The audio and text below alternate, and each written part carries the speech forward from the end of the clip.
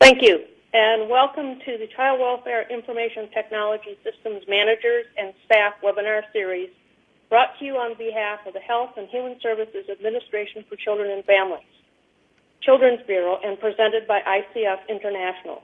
Today's webinar is entitled Modernizing Your CWIS Child Welfare Information System Without Losing Your Sanity. I am Joyce Rose, your host and moderator for today's webinar. Next.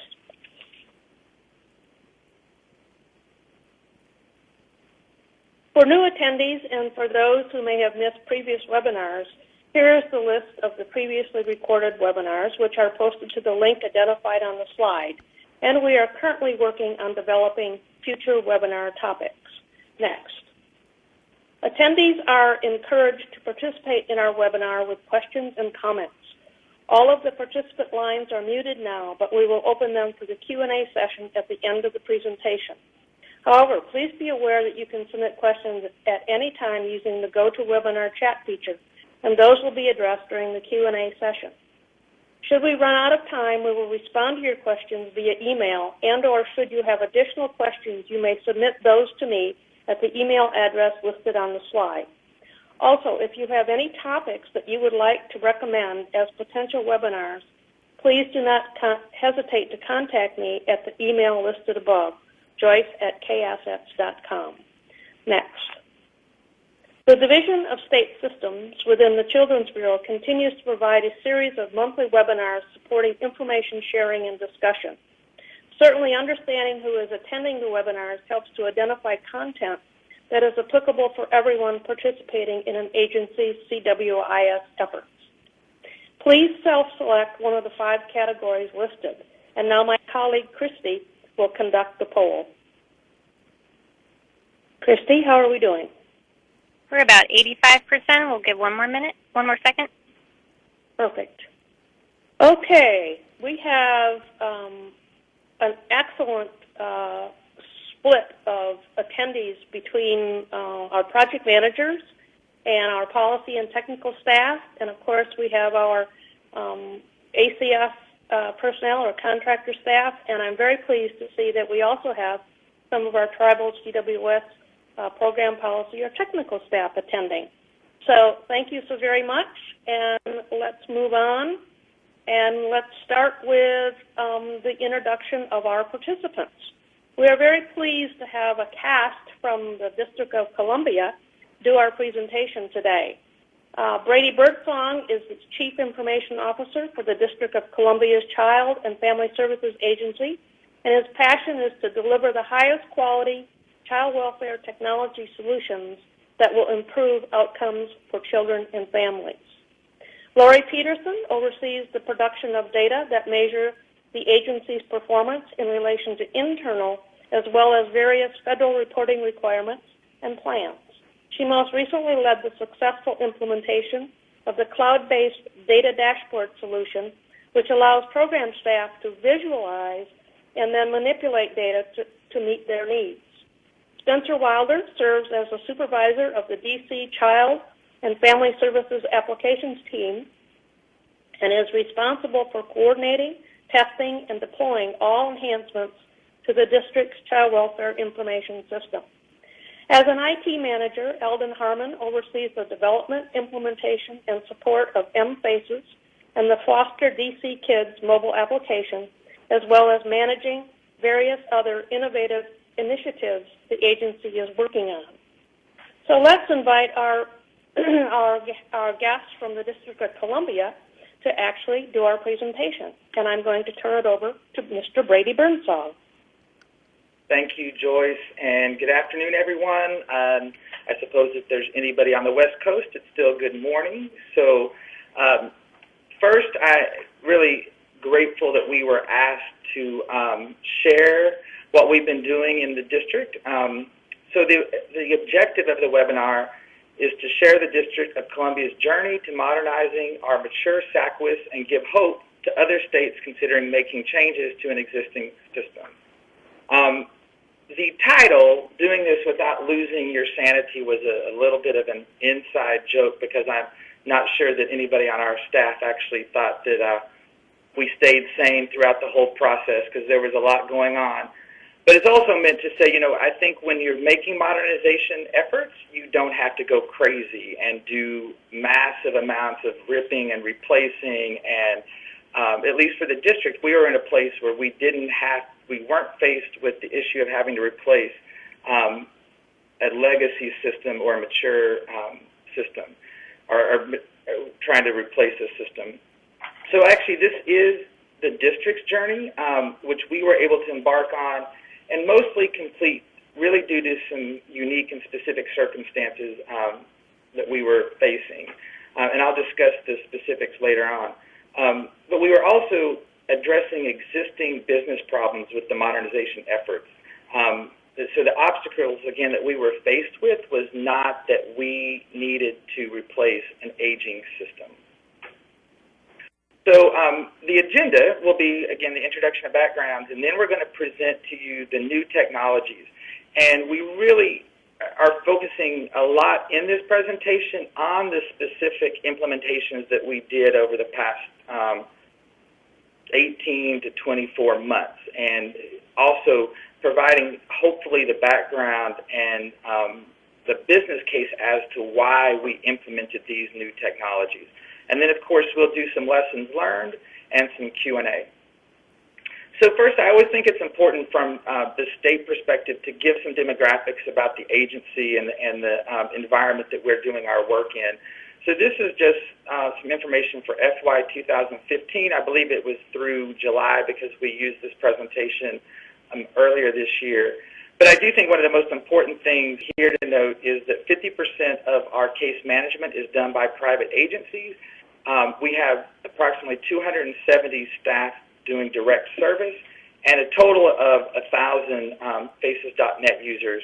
FACES.net is the name of our SACWIS system. So probably for a lot of states on the call, that may, and actually may be the fewest number of users for a SACWIS system. But it does, again, give context for the District of Columbia.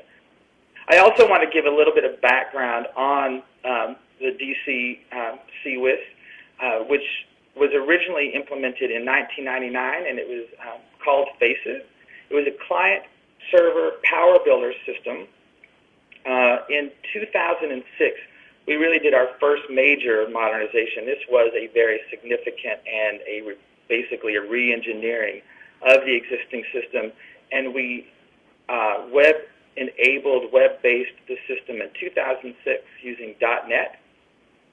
And as far as the our SACWIS approval goes, we are Children's Bureau approved action plans in 2015 with 3 significant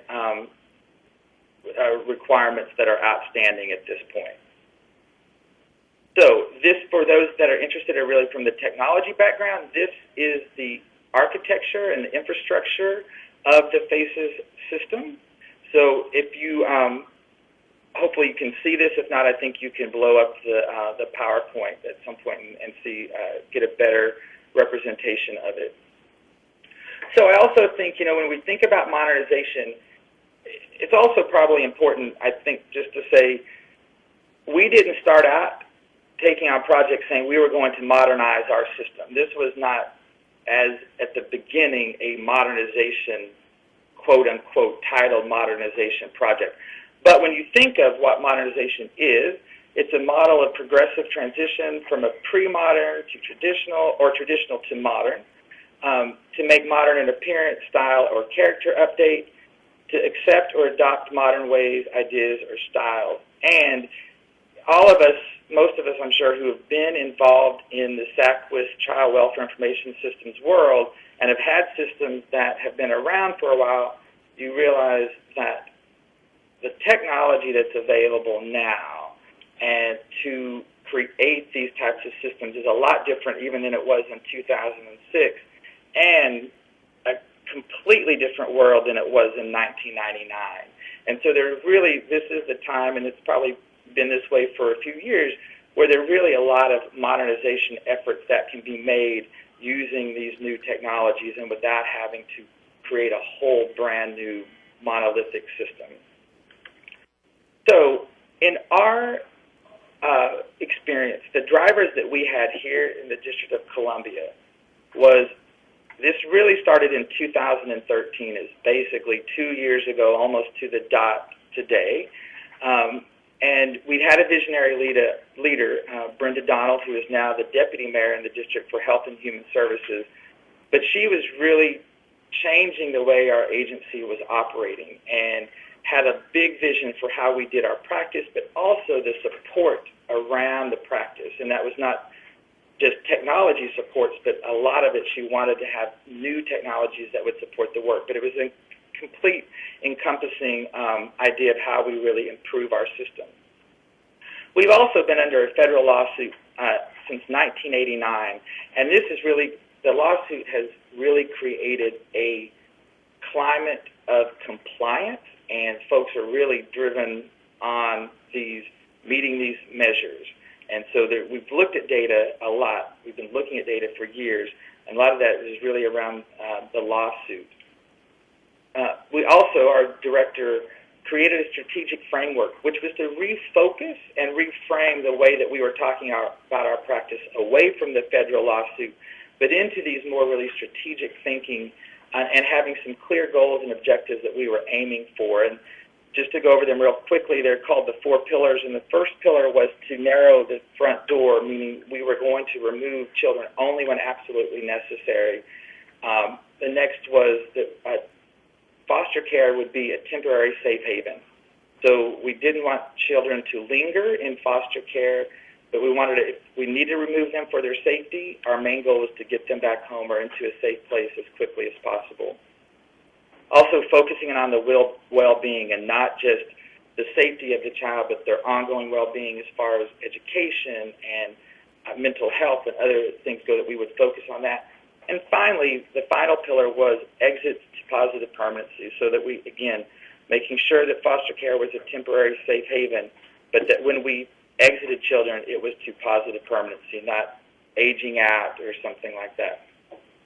At the same time, we were doing some significant practice shifts, which really changed the way that we did our work as an agency. And the first was we were awarded a trauma grant, and the grant was to implement a trauma-informed practice across the entire agency, and so that when we are dealing with children and families, we're really addressing the trauma that they have experienced prior to coming into care. And the next thing was being granted the 4E waiver. So we started being able to shift our practice away from all of our dollars being involved with the foster care side and out of home, but to also prevention and using our 4E dollars to prevent children from coming into care. And that led to actually the bigger and bolder challenge. And this was in 2014, our budget for fiscal year 2014 had a surplus in it for a number of reasons. One, we were successful in narrowing the front door, so we had fewer children in foster care, but had budgeted for a larger number of kids in foster care, and those dollars were freed up. Under the 4E waiver, we were able to negotiate a new reimbursement rate with the ACF that was actually it was retroactive for 2 years, so we were able to claim backwards for 2 years, and we ended up in this situation, which very rarely we're faced with as state agencies, but we actually had surplus funds that needed to be spent in fiscal year 2014. So the challenge was, how are we going to spend those dollars to really further the work that the district is doing? And finally, the driver was, we did have a mature CWIS. Our FACES.net had been around and been in use for several years.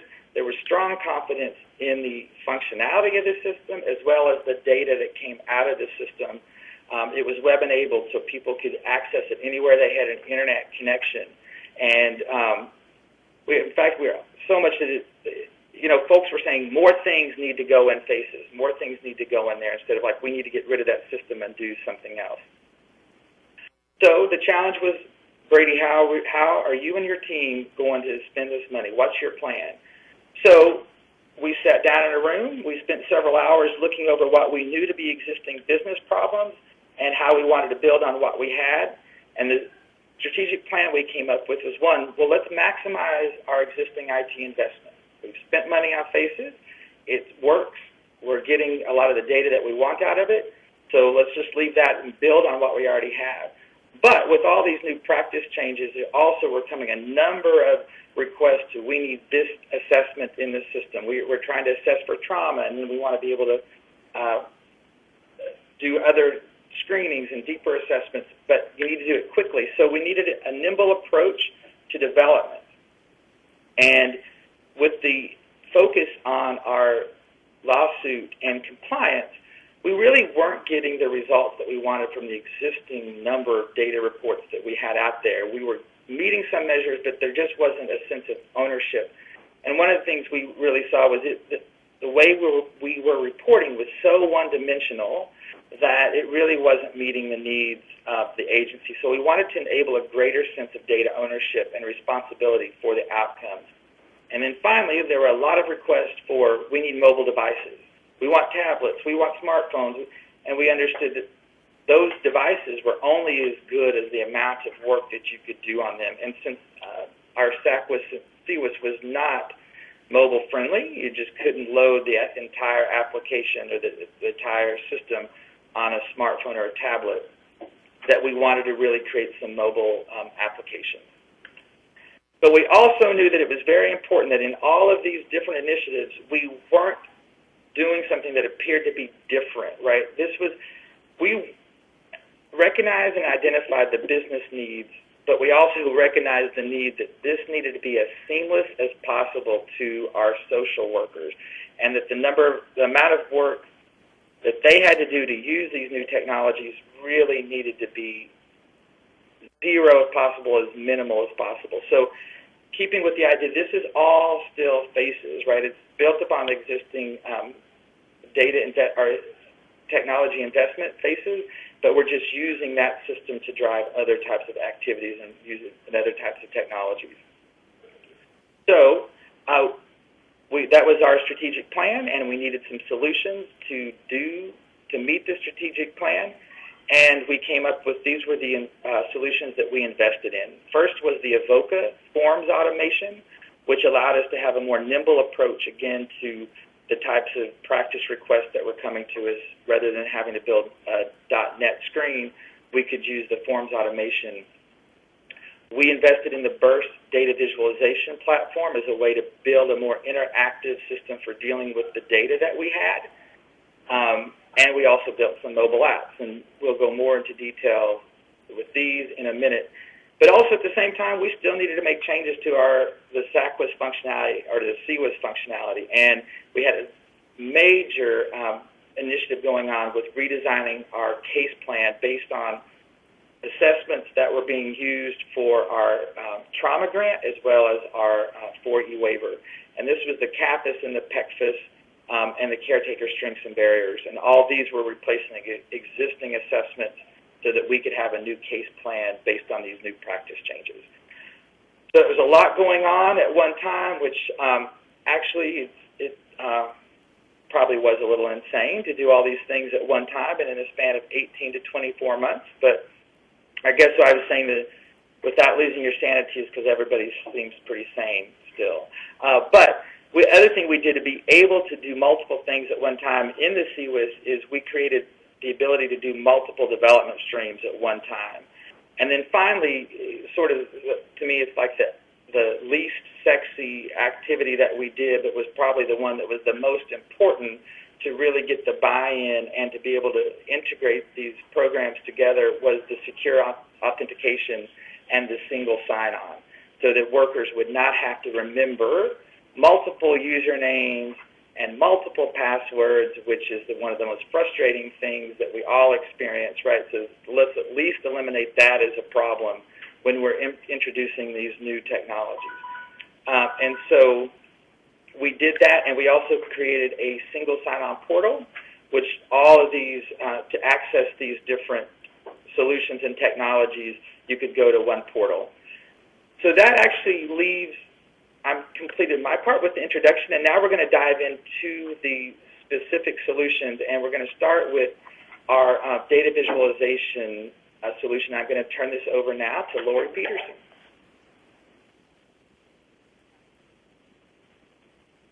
Thank you, Brady.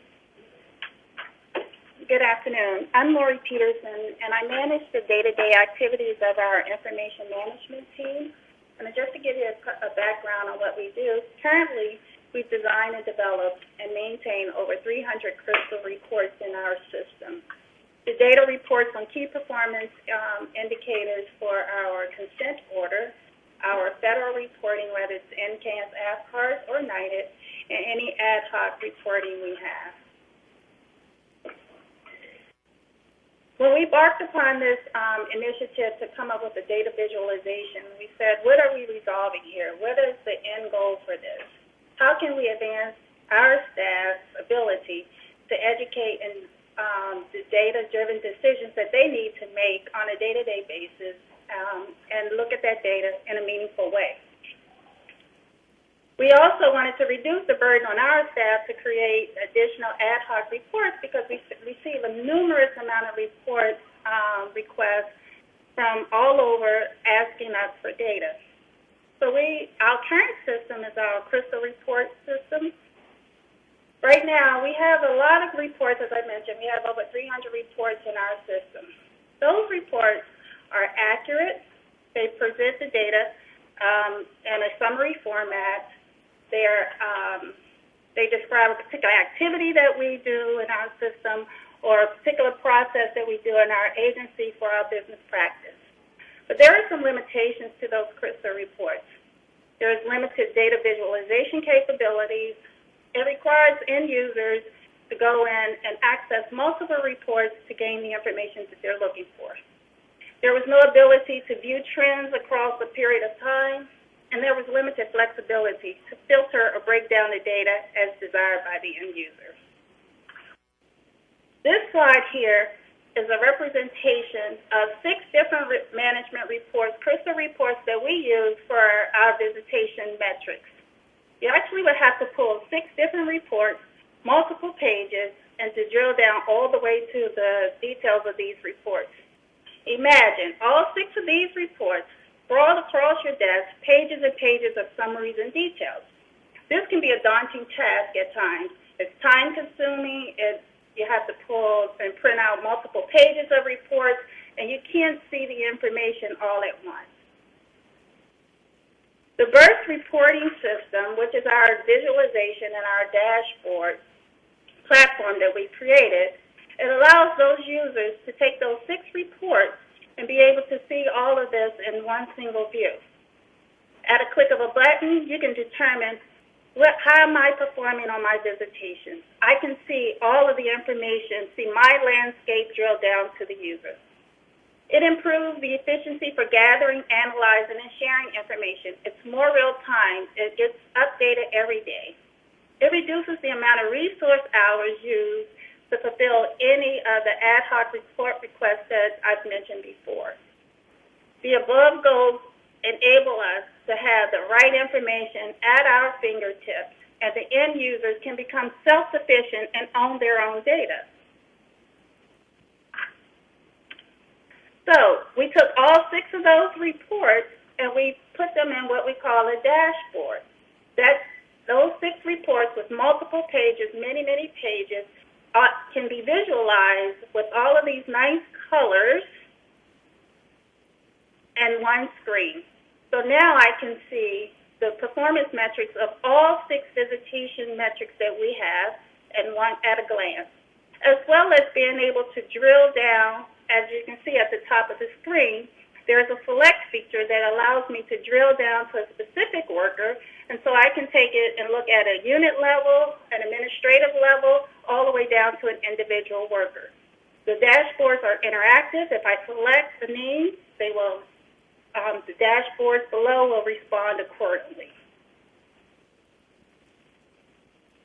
This is our Birst BI, Business Intelligence Architecture. This is how we got to where we are.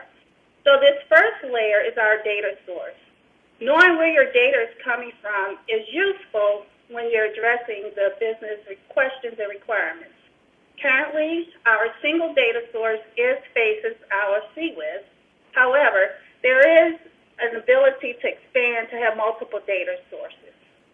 Layer 2 in this picture, it focuses on 3 main processes: the extraction, transformation, and loading. From the data source, the layer below, that data is extracted, cleansed, and transformed, after which it's loaded in a targeted repository, which is our data warehouse. That's still layer 3. Our data warehouse is the Birst cloud. Each night, our data is extracted and uploaded to the Birst cloud, where it is further processed in the data warehouse. So we had to take all of our data, our existing tables within the mFACES database, the CWIS database, and we had to cleanse them and cleanse the data and format it so that we can have our data marts to have our attributes around a single process. And you'll see that in the next slide, how it ended up. Excuse me. So our data warehouse then, after it transforms and uploads that data, the data warehouse goes to the end user layer, which is how they see the actual dashboard. So when we talk about a data warehouse, when you actually do the data modeling, which we did for all of our different practices, whether it was intake, case management, we had to actually reorganize our data, and this is just a pictorial of what happened. We had to actually have the attributes around all of those data to come up with a single process. This is a sample of our data dashboard. To date, we have approximately 40 key performance indicators. Those are identified at the top left, where you can see the numbers in red and blue. The blue indicates that we're in compliance with the performance measure. Red gives the percentages. Excuse me. We actually have hyperlinks on the key performance indicators. You can click into hyperlink to drill down to the details. We have different visualizations, whether it's a funnel. Obviously, when you're in the green section of the funnel, you have time to complete an activity. As you get closer and closer to the due date of an activity, you get closer and closer to red, so you don't want to get into red. And then you have all of the information on the right-hand side of the dashboard where you can actually click and see specific information related to a particular worker. Other great features about this data visualization tool is we're able to export reports in different formats. So any of those visualizations that we've developed or any of those dashboards that are available, they can be exported into any of these software, whether it's a PDF, PowerPoint, Excel, or Word. And so that's pretty useful when you're preparing for a presentation or doing your supervision with your staff. You can actually export those charts and those visualizations and have a discussion. You don't have to recreate the wheel. Additionally, you can schedule reports. The report scheduling is pretty important and has been a great feature that staff are excited about. So each morning, they don't have to go into the visualization system, pull the same data. Once they schedule that report, they can send it as often as they want, and it's sent via email.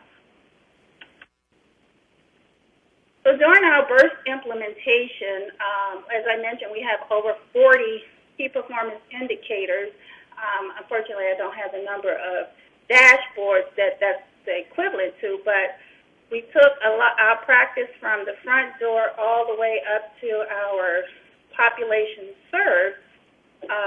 Those indicators we're still adding to them, but some of the lessons learned as we were developing our Birst system, we needed to have earlier involvement by our program staff.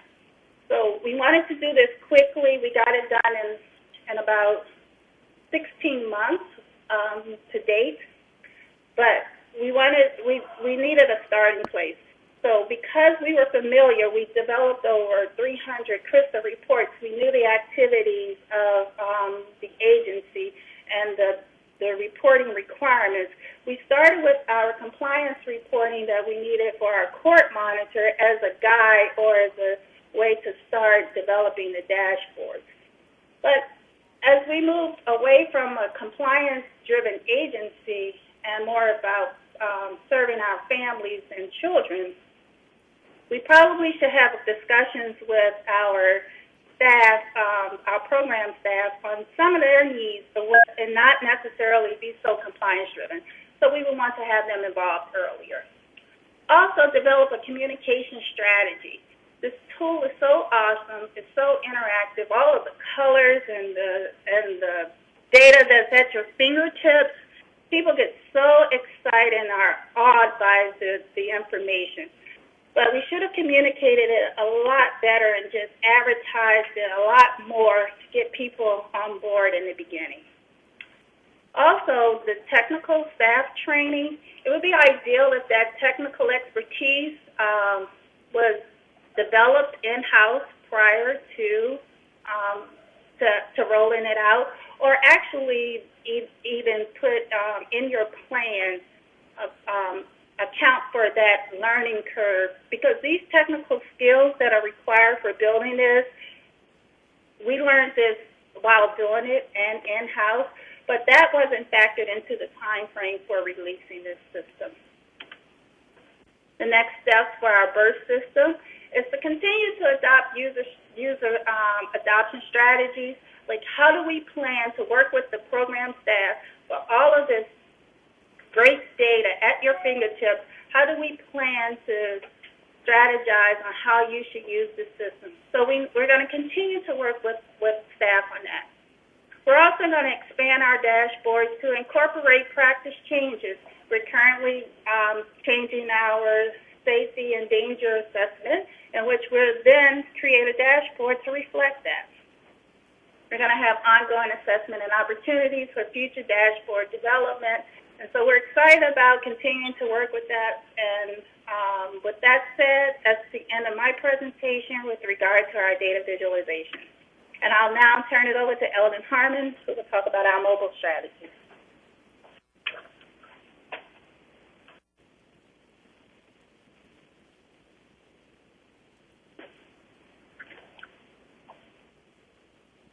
Good afternoon, everyone. My name is Eldon Harmon, and I'm IT manager with CFSA. And I just want to talk. I'm going to talk a little about the mobile application. So I'm going to begin the presentation talking about the business requirements for the mobile app. And it started with equipping employees with mobile devices. The goal is to increase productivity and then also enable access to external applications such as Google Maps and also Google Translate. And once we've deployed the mobile devices, we now start to look at the needs of social workers. Social workers need access to caseloads while in the field. So the day in the life of a social worker, they're at a client site, they whip out their notepad because they maybe jot down some notes earlier, or maybe they would go in and put some information and look in their laptop for information that they need related to the client. So they definitely need to have access to caseloads while in the field. Also, social workers require a smaller, easily accessible device.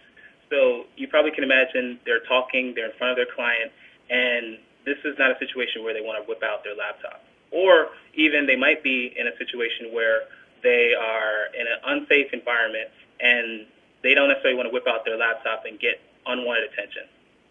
Another need is that they needed Wi-Fi or internet connectivity. The laptop would require Wi-Fi access or a connection to the internet, whereas in some situations, maybe on the train or on their way home at night, they may need to have access to internet connectivity, and they don't have that when they have the laptop. So we needed a solution that would enable social workers to, one, capture notes while in the field, easily access case file information, and also easily update/add contacts. These were some of the basic requirements that we needed when we thought about creating our app, and this is some of the information that we used to actually start the design of our mobile app. So now we're at a point, or at least in this presentation, I'm at a point where we decided that we're going to deploy a mobile app, but we don't necessarily have the information to deploy the app. So what we did was we created an RFP, we reached out to vendors, and we also worked with the Office of Chief Technology Officer, we call them OCTO, and we worked with OCTO and the vendor to identify our needs to support or stand up a mobile application. From that, working with the vendor and Octo, we identified that we needed security, encryption, and the ability to remote wipe data. So if the phone was lost or stolen, if the data was encrypted, and if it was lost, we can remotely wipe any data that was on the phone. We also wanted to deploy this application internally to all our employees, so we needed an internal app catalog to deploy this application to our employees. We also need a single sign-on solution for login sessions. And I always thought single sign-on was only for web applications, but it actually turns out that mobile applications require single sign-on, because if you close out the application and you go to another one, well, you don't want to always have to log in with your username and password. And single sign-on allows that, as well as allows you to put in your username and password and secures the application.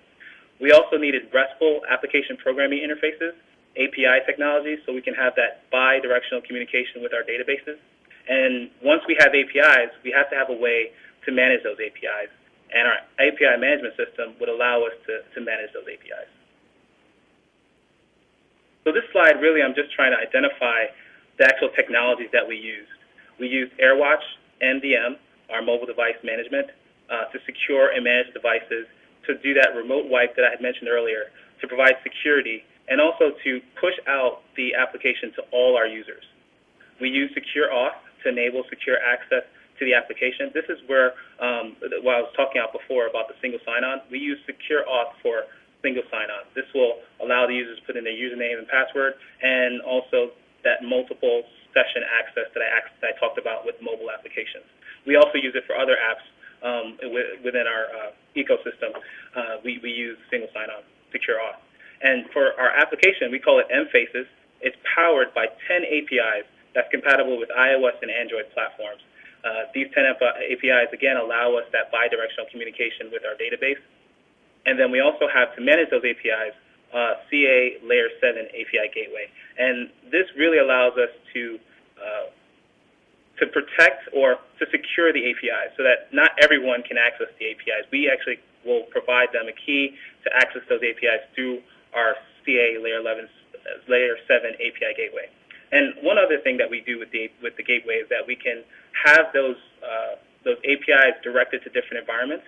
So recently we had a situation where we needed to have a user look not at our production environment, or a test user, not to look at our production environment, but to look at our pre-production environment. And we use the Layer 7 API gateways to do that. And the image to the right is really just showing you the different technologies that we have. So now that we learned how to stand up a mobile app, we have the different technologies that we put up the Secure Auth, we put in AirWatch, but now we have all this infrastructure in place. We went ahead and started to build the app based off of the information from focus groups and from our users, and making sure that we take in the needs of our social workers, and we created this app. So now the mFACES app will allow social workers to review caseloads and assignments, record visits, map directions, receive alerts, take investigations, access critical phone numbers, and update context notes. We also, and this slide doesn't tell all the background information and the blood and sweat and tears that went into developing the app, but we have different environments that we use to test the app. We have our UT environment, which is our unit testing environment. We have our pre-production environment, and we also have our prod environment, which we do iterative development of the app so that we can ensure that the testing is done before they go into production.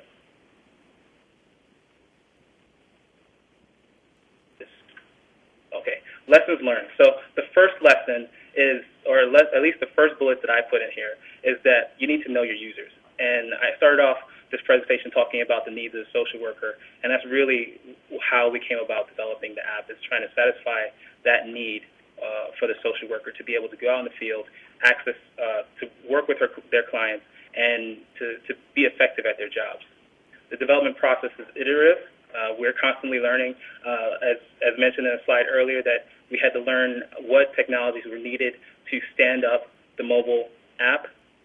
We're also learning better processes to actually make the app more efficient, and we use those different environments to do that. Managing different technologies, I put a bullet here for managing the management of different technologies, and the reason I say this, and it may not come across very clear in this bullet, is that at least with Android, and I think when we go to iOS, when we're dealing with the multiple technologies, for example, AirWatch, Secure Auth, and Android, their Android iOS OS systems, they all have different updates. And one situation that happened to us is that our AirWatch solution didn't really play well with our Android updates. And as a result, all of our users had to wipe their phones. We had to wipe each of the users. We had to come in. We had to communicate, put a communication out, tell all the users that they needed to come in and get their phones fixed by us, or they may end up wiping their phones. And it was something that we didn't want to go through, but we had to go through. It was a hard lesson to learn, but we learned it. And going forward, we will definitely do it differently. I also have a bullet here for researching security methods early in the development process. A lot of the technologies that I mentioned earlier is really around security, and it's really trying to, without putting those technologies up front in the beginning, it would have made it very hard to do it in the back end. So definitely research security methods early and in the development process. Communication is definitely key for success. You're developing a great product, and no one will know that's a great product if you don't communicate that this is a great product and that it's coming out. Next steps, updates and testing will occur in development environments.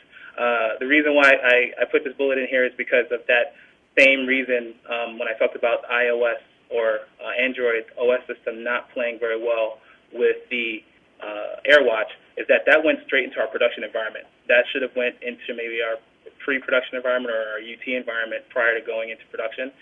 So going forward, next step is to ensure that all of those updates go into like a testing environment, and that we will use those environments prior to going into maybe our production. This is just a hard lesson that we learned early.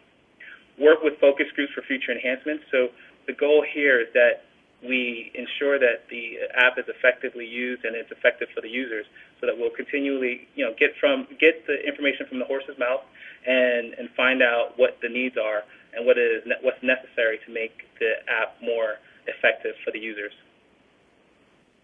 Develop a process for incorporating user feedback. So you would think that these two bullets are the same, but they're different, because this bullet, I'm talking about incorporating user feedback without even knowing that they're giving feedback. So we've recently started using Google Analytics to capture information like how many users are logging into certain pages, or how many users are actually using the app. So this is information that we're capturing that they don't even know that we're capturing, but this will help us be more effective. So for example, we notice that they're using a certain page very often. We can probably focus on making enhancements to that page, or if that page is no longer being used, maybe we no longer need to use that page. So we can make enhancements to the applications by using Google Analytics and getting that feedback about our users. Security is always increasing, it's always changing, so we definitely want to keep an eye out for any new security updates and any way that we can make the app more usable for the user. And a last one I have here is advertise, advertise, advertise. I think it's very important that you advertise and let everyone know, set up those groups and talk to everyone and let them, like the different stakeholders, and let them know that this is something that's coming out, and have them also advertise your product, because if you have this great tool that can make people's lives easier, it's better if they have it in their hands. So that concludes my portion of the presentation. I will now hand it over to Spencer Wilder, who will talk about Avoca. Thank you. Good afternoon. Again, my name is Spencer Wilder. I'm the application supervisor here with the District of Columbia. I know that Brady talked about it earlier on in the presentation, but I want to set a little bit more context in terms of what happened with Avoca and why we were led to actually start a forms automation process. So with the shifting priorities, we've talked about the 4E waiver, we've talked about trauma, but at the end of the day, it really changes the lens through which we were viewing families and assessing families and ultimately linking them to service. So that inherently meant that just on volume alone, we needed to be able to speed things from conception to market. So at the same point, we also knew that our biggest challenge to actually getting a project from conception all the way to market really rested in gathering requirements and the dev time. Spent a lot of time in a lot of closed doors pulling at each other's hair and fighting back and forth, trying to make sure that our concepts were clear, trying to make sure that we had accounted for every different nuance, trying to make sure that we got it right the first time and that we didn't have to go back and do any rework. And so it really began to hamper how we were able to conceptualize and ultimately move things from thinking and actually putting it into production. We also knew that the federal regulations required SACWIS to be the system of record. So even if we were able to get workers to enter in information, we knew that information, that data had to come back into our system, and we had to be able to record it and report on it. We also knew that we had to match existing supply to an increasing demand. I mean, the photo to the right is not my office, but my office almost did look like that at one point, because in a lot of ways you were getting information about requirements or enhancements or things that people wanted changed in our SACWIS system in hallways. You would get them in passing. And so there was an increasing demand to get a lot of this information in and figure out a way to draw a straight line between our practice and what our commitments were. What's not on the slide is that we also recognized that we had a changing workforce. We knew that folks were coming in the door now, and they were more computer and smartphone savvy. So they were part of the app generation. So they wanted things now and be able to access data and to make decisions on it. So all of this kind of set the scene for us thinking out of the box and really trying to determine the best way for us to meet that increasing demand. So we came up with forms automation. I know Mr. Birdsong at the end of the day would always say, you know, no matter what we're doing new, it really is just a form. And so a form, and we need to be able to standardize the way that we collect data, the way that we store it, and then the way that we report on it. So why not take a chance and figure out if we can't figure out some software or identify software that could make that form an editable document where we can track things and really meet some of our needs. So not to regurgitate a lot of what has already been said, but really just to drive the point home that there are some common themes and there's some common components on the IT side that we leveraged and we use in different ways to meet multiple needs. So we've already talked about single sign-on, which reduces the need for workers to re-enter usernames and passwords. We've talked about developing APIs and using those APIs to bring information from our database into what other technology we need to use it. We've talked about incorporating cloud-based technologies to store our data and to make sure that we can always extract it and bring it back into our database. But the big one for us in terms of the forms automation piece is really the idea of the rules engine. You know, with SACWIS, with our FACES system being a mature system, a lot of the code that was used that governs the functionality is written onto the screen. So if you have a data element, the code of how the data element is supposed to function and whether or not it's supposed to relate to a different screen is written on the screen itself.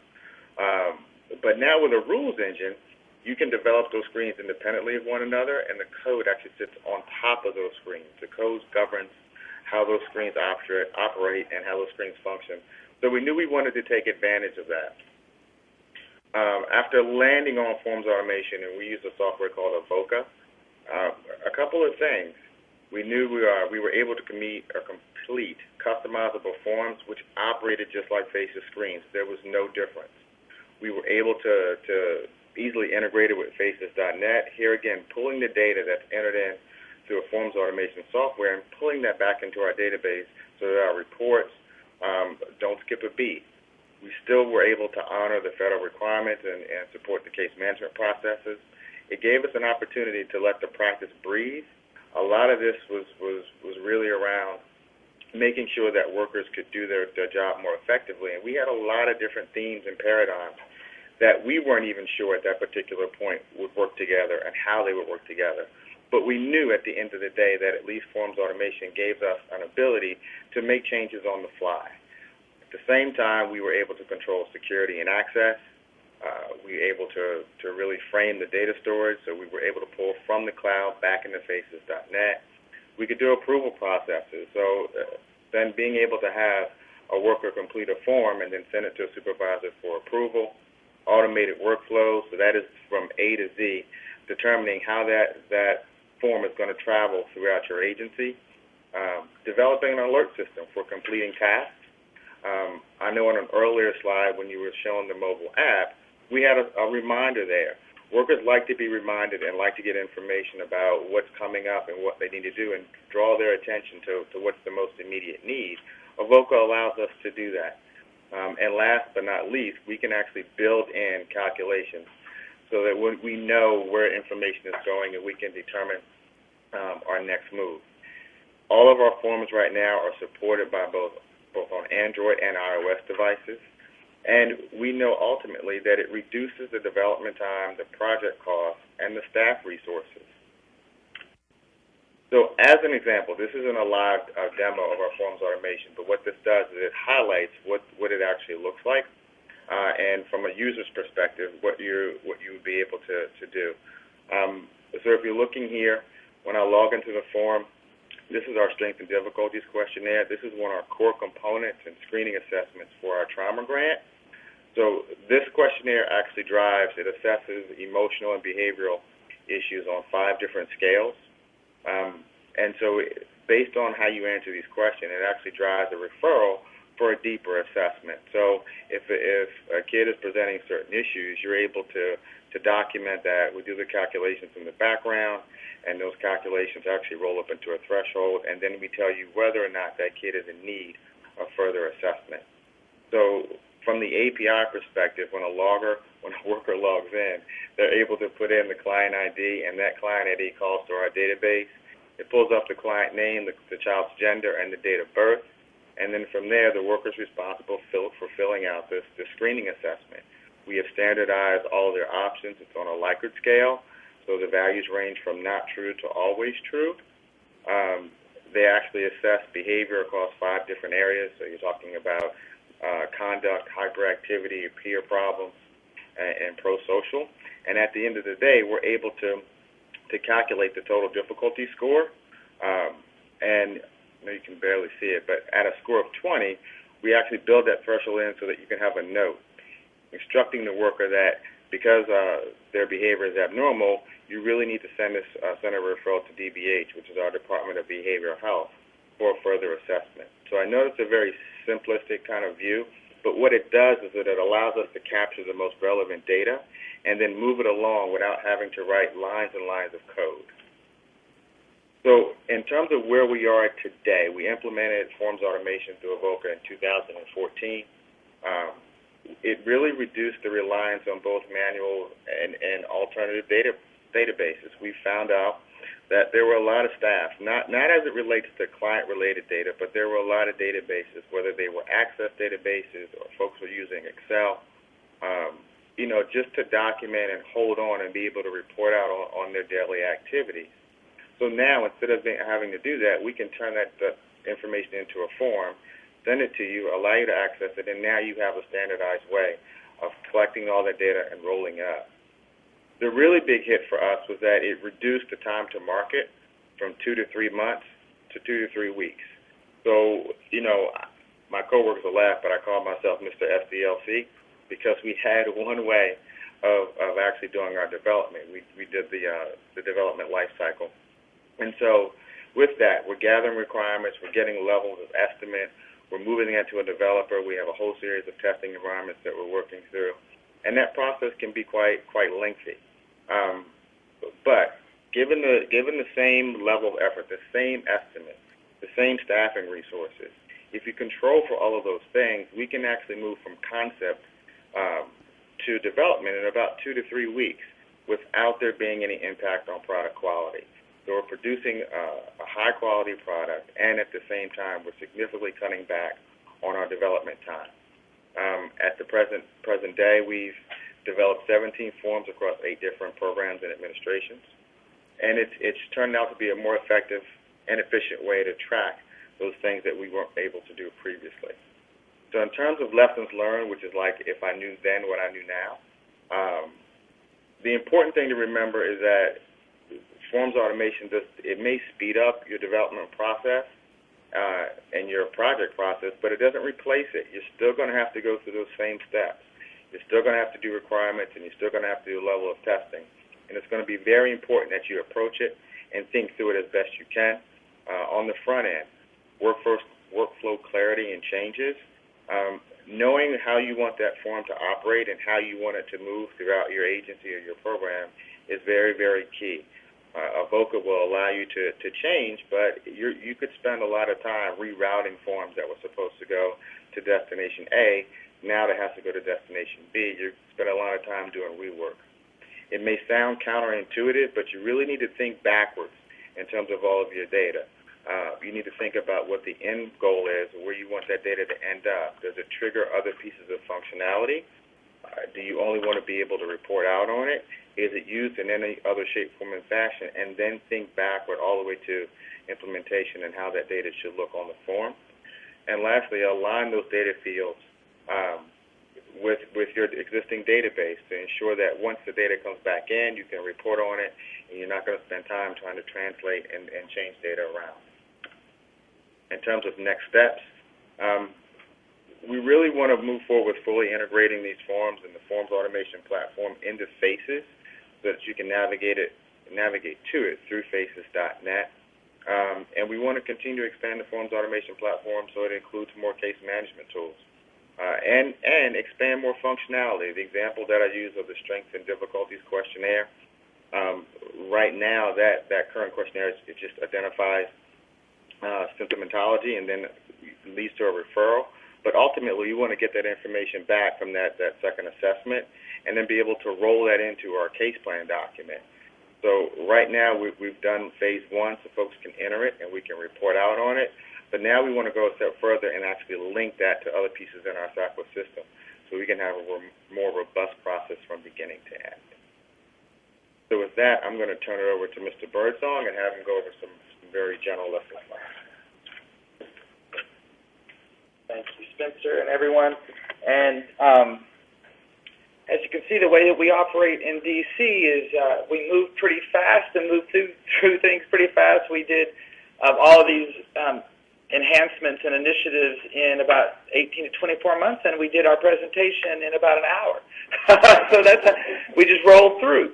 But one of the things, some of the general lessons learned that we have up here, and first I'm going to step back and say I think one of the things, too, is we really did take on, as you all can hear and hopefully understand, a lot of new initiatives and in a short amount of time. And I think there was a consistent theme throughout the lessons learned was almost that we didn't have enough time to, these have been successful implementations, but there was a lot of really fast moving, and because one of the things was not only were we trying to do a lot, we also, because of, I'm sure other states are the same way, we had the budget was only available to us for a very limited amount of time.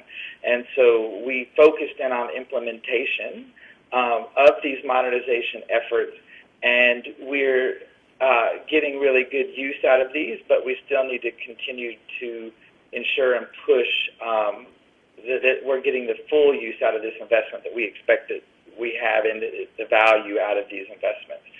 So again, so the general lessons learned, and there, is have a destination, which I think we did. We knew what we wanted to accomplish, and we had a plan to reach that destination.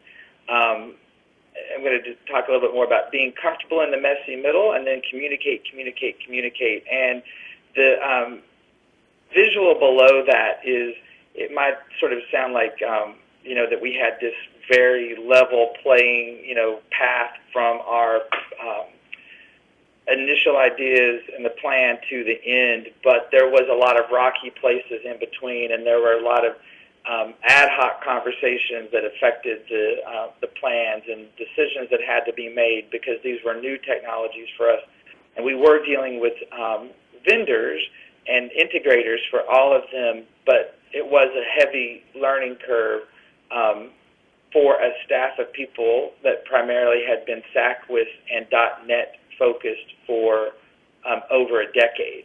And so I applaud the team that just presented their information for the amount of work that they've done over the past couple of years and all of the new things that they've had to learn. I think we may feel like we've spent a lot of our time in the in the valleys as represented on the reality slide, but I think we've really, at the end, we've accomplished a lot, and at a peak versus a valley right now. So that's actually going to end our formal presentation, and so now we'll open it up to, I think Joyce or Christy will open it up to questions.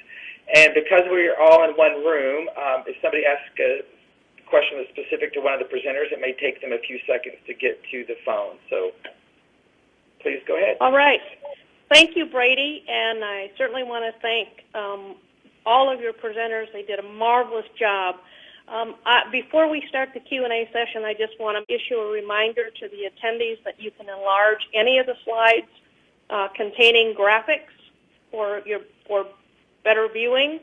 And secondly, I want to just issue a reminder that the Children's Bureau is not promoting or endorsing any of the products that were mentioned. Those were simply the ones chosen by DC as they modernized and implemented either existing or new functionality in their FACES application. So with those disclaimers, let's turn it over to the discussion. And do we have any questions from our attendees? Christy? Hi, yes, we have our first one over the chat feature. How many developers, business process analyst staff, and testers do you have? Well, let me say one thing is, as district FTEs, we didn't increase our district state staff at all during this process. And so we actually have a staff FTEs of 27, but that's including the supervisory staff, administrative staff, trainers, and some help desk staff. So we actually don't have any. We have some infrastructure. We have 3 infrastructure people on board, and we have a vendor that has, this is just on the SACWIS side, though, approximately 10 staff that are doing development and the design and database administrator on that side. And then the vendors that came in were probably only about 5 to 10 additional resources doing the integration of the solutions that we talked about today. Any more questions, Christy?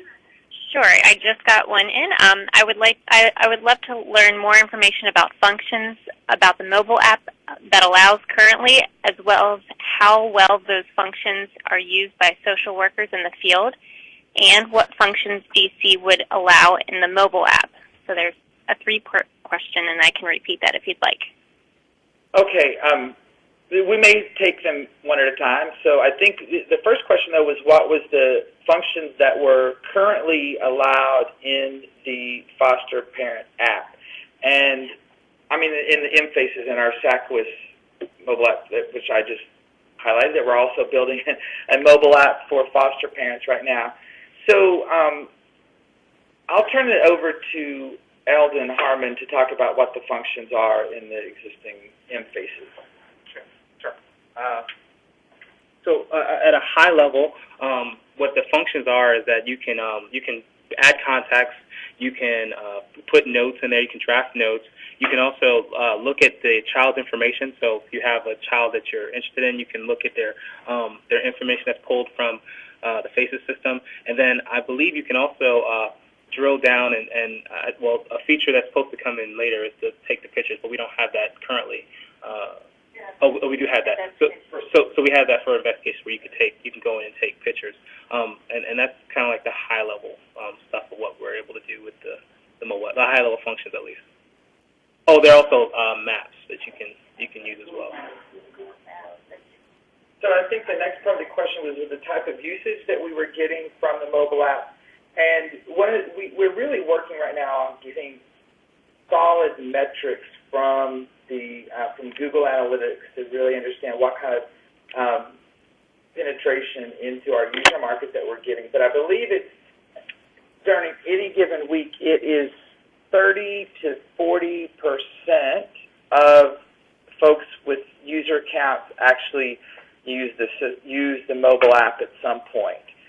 We have, from looking at the data right now, we have some users who are very, very heavy users and actually interacting with the app in a much more way of actually recording information. I think some of them use it really just to get information about cases, to maybe, as they said, there's mapping capabilities, so you can map out your visits, like looking at what kids you have to visit, so where does it fall on a map, so you can schedule that way. And then I believe the final question, Christy, was it what will we allow in the future? It stated, what functions would you like to allow in the mobile app? Well, I mean, that's an interesting question. So I think there's, one of the big things is how do we use it for photographing kids, but mainly for a profile picture. We also, as Eldon said, we are using it for photographing as it pertains to an investigation, but we really don't have a district-wide policy on how our foster parents and resource parents or social workers can actually take pictures of kids. So that's something that we're working on. We really are trying to think, when we created the mobile app, our idea was, what are the activities that get done out in the field, right? Knowing that we don't case plan. A worker is not going to create a case plan on a smartphone. It's just too robust of an activity to do there. So we really looked at the things that you would do while you're out of the office and not at a desk and working on a laptop or a machine. And so that's why we did the apps. That's why we gave them the maps. We gave them schedules. We gave them ability to record a contact. So we're still also working with our staff to say, where should we take this right next? But I think a logical activity would be, how do you do a safety assessment in the field? Because those are things you're doing face-to-face, on-site, in a real-time moment, and they want access, or I think there will be a desire in the future to have access to our safety assessment and safety screening, as well as perhaps getting the ability to have clients sign off on a document or an activity that's in that the worker is completing. Any other questions? While waiting for someone else to submit a question through the chat feature, I have something to ask you, and that is, you certainly implemented a lot of new or changed technology, from business intelligence, data visualization dashboards, to forms automation, to a mobile application. Can you speak to how you organized your end-user training for all of that new functionality? So, we did a number of different things. So with, let's say, there was not a one-size-fits-all training that we did. We actually did some new types of training and new methods of training. But I'm going to talk about Birst first. And one of the things that we did with our data visualization data dashboards was we didn't want to train this from a technical perspective, because very little about this is technical, right? It's taking the data that was already there and presenting it in a different way and adding some more functionality about how you drill down. So Lori and our training supervisor, Belinda Barton, worked really closely with the stakeholders. So when we were releasing our CPS dashboards, we worked with the leadership in that administration, said, how do you want to use this with your staff, so that the training would be focused more on the usage at that level than a technical. And so we partnered with them, and we've looked at a number of different ways to get that information out, whether it's bringing them to a classroom or we go out and we take it on the road. We've done the same thing with the mobile apps. But we've also done a webinar with the mobile app and asked people, they can stay wherever they are, call in, and we'll do it that way.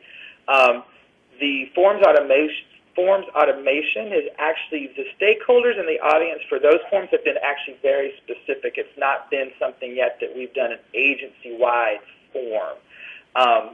so that's been training at a very focused user group. But also, with that idea, we are automating forms that are owned by a business group. And we're really partnering with them, too, to say, we've automated the form for you. Now you train the people that need to be trained on how to use this form, and we'll be there as the technical folks to support it. You know, one of the things that, and it may sound sort of crazy that it's taken me about 14 years to realize this, but, you know, these technologies and these implementations are really solving a business problem, right? They are technologies, but it's not a technical project per se, or the end result. And so I think we have, in the district at least, anything that's new has been seen, oh, that's an IT project. And where it's like, there's a technical solution that supports a real business problem. And so we need to be better at communicating that this is a business solution, not a technology. And so I'm bringing that up as an example because with these new innovations, we've really tried to ingrain that a little bit more in our own activities, that we're partnering with people to make it, to help drive the fact that this is solving a business problem and it's not a technology solution that we're forcing on people. Thank you. Christy, do we have any more questions? We do have one more question. Did you write the mobile app or just deliver data into an app created by an outside vendor? I'm sorry, can you repeat that? Sure. Did you write the mobile app or just deliver data to an app created by an outside vendor? No, our vendor, system integrator, along with our insight, they wrote the app for us. So the app exists, and then we use APIs when the app is being utilized.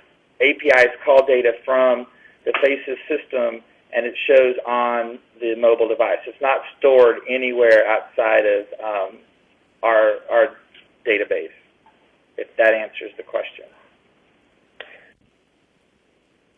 I suspect that question was really focused on commercial off-the-shelf products, a COT solution, versus written. I don't believe there is any COT solution for child welfare mobility that I know of. Thank you. Yeah. Christy? That is all for now. Okay, well, let us then move on to our today's conclusion. And first of all, I want to thank Brady, Lori, Eldon, and Spencer. That was an excellent presentation. And Brady, if you would advance the slide, please. So we hope that the information shared with you today was both informative and valuable. As a reminder, please remember to register for the November webinar once the announcement is released. Additionally, if you have any questions regarding today's topic, would like more information about any of our scheduled webinars, or would like to volunteer your state as a topic presenter, please do not hesitate to contact me at the email listed above. Again, this webinar has been recorded and will be made available online. When it is complete and posted, we will send a message via the SACWIS Managers listserv with the link. And that concludes today's webinar. Thank you for attending.